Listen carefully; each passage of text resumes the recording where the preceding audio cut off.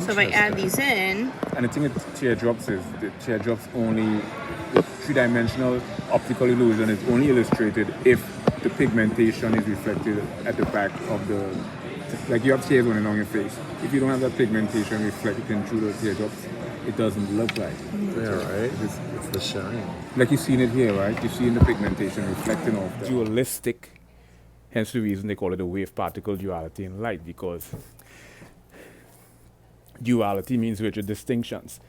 You know, duality and contrast to polarity, they are a trichotomy. They share no commonality whatsoever. However, they share one subtle common denominator in terms of their polarity and nuances. So, we have the subsets of linguistics: phonetics, phonology, morphology, syntax, semantics, and pragmatics.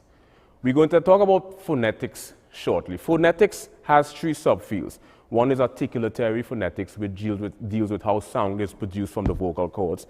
You have acoustic phonetics, which deals with how sound travels from the source to the observer. And you have auditory phonetics in terms of how sound is interpreted by the receiver.